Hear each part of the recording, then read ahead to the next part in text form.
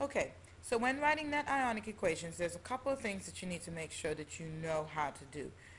Net ionic equations come out of double replacement reactions. So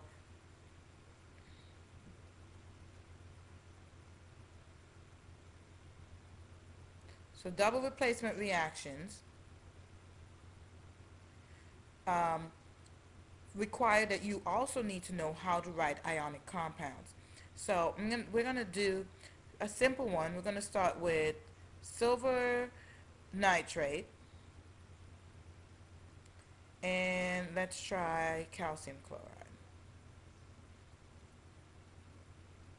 Now, let's back up here for just a second, and let's try to that, remember the format for double replacement reactions that I discussed with you in class was AX plus BY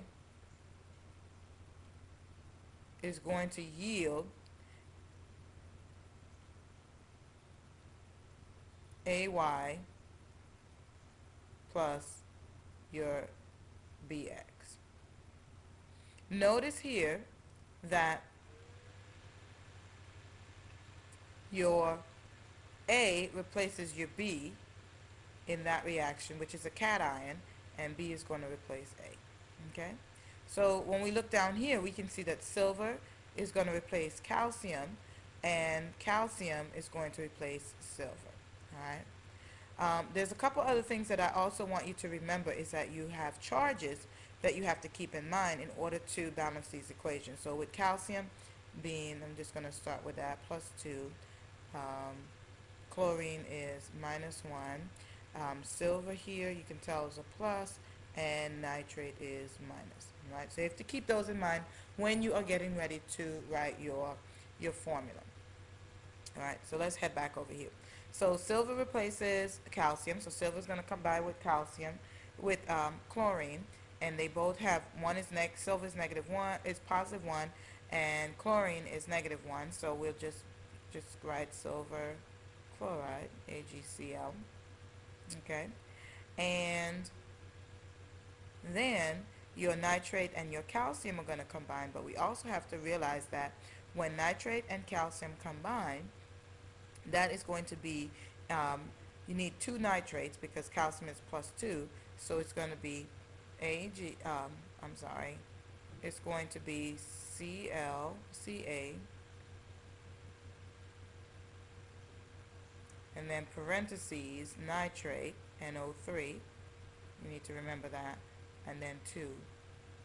Okay, now there's a couple of things that we need to also remember, that there are certain things are going to remain in aqueous solution in um, during the net ionic equation. However, we need to determine which one's going to be the solid.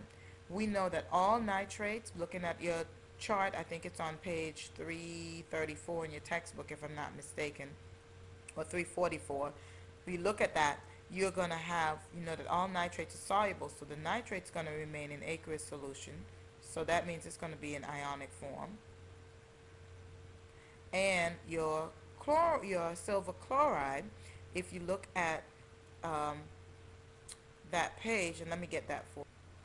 And yes, that's page 344 in your textbook. So if you go ahead and look at page 344 in your text, if you look at page 344 in the textbook, it has the solubility rules for ionic compounds. And if you look at it, it says that chloride salts are soluble except if they're combined with silver, lead, and mercury. And so we notice that this is not a soluble compound, so we're going to put an S here because it's going to form a solid when it's dissolved. And that's really important because we need to know how to write the net ionic equation next. Okay? So, in doing so now, we realize that um, this is not all the way balanced because we have 2 chlorines on this side. So I'm going to rewrite this equation because it's a little messy here. And so we're going to rewrite it so that you can balance it. And so you can probably use this time to balance it while I'm rewriting it. All of these are in aqueous.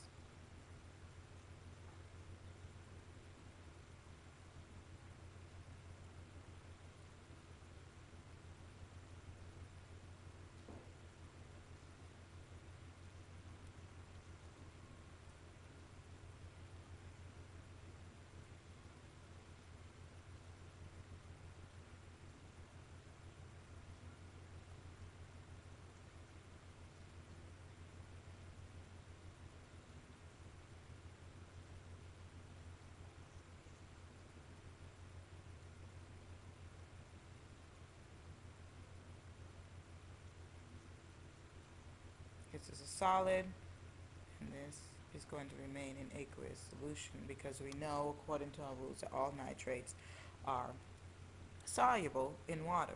So we look here, we see we have two chlorines, and we only have one chlorine here, so we know we have to go ahead and balance that. So we got to put a 2 here, and I'll put those in color for you so you can see what we're doing. Okay, so we're going to put a 2 here. Fortunately, unfortunately, when we do that, we do throw the silvers off, so we have to balance the silvers, so we have to put another 2 here. When we do that, that gives me 2 nitrates, but look here, we already have 2 nitrates. So this is a balanced chemical equation, okay? And so we're not done yet.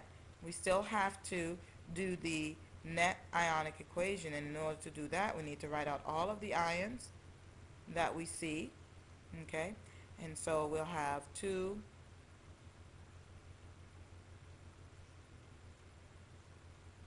and we have 2 nitrates, so that's 2 nitrates, 2 NO3. We have a calcium, Ca, and remember calcium is +2, and we have 2 chlorines, and those are going to yield, and we have to keep the solid together. So anything that's in a solid, and one thing I taught in class that I reminded you in class to do is if you go ahead and circle your solid, you won't forget to keep it together, okay? Go ahead and circle your solid so you know you don't have to separate that. So that's going to give me 2AgCl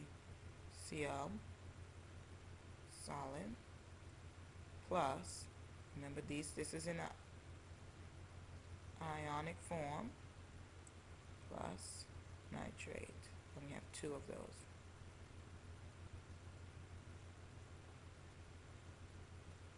Okay.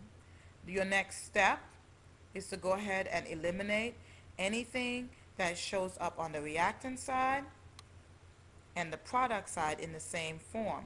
So we have nitrate, we have 2 nitrates, and I forgot my minus, we'll make sure you remember to put that in there. 2 nitrates, I have a calcium, and I have a calcium here. And so those are going to be considered your spectator ions.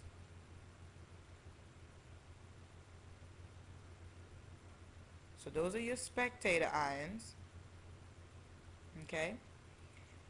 And so this is my ionic equation. I've crossed out my spectator ions, okay? And so now I want to go to writing out just my net ionic equation, which we've done all this work just to come up with the net ionic equation. Net ionic equation is just what's left back. So that's going to be my 2 silvers plus my 2 chlorines,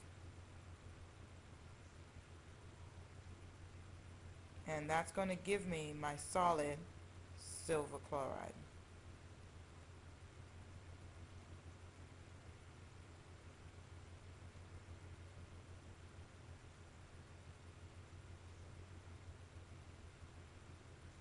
So as you can see here that we have our what's just left, and the net is just, I mean, I think about it this way, you know, you work for all this money and they take everything, take your social security or whatever out, and what's left, what you take home, is called your net pay. Okay, you have your gross, what you really make, and then your net is what you take home. So here's your net ionic equation right here.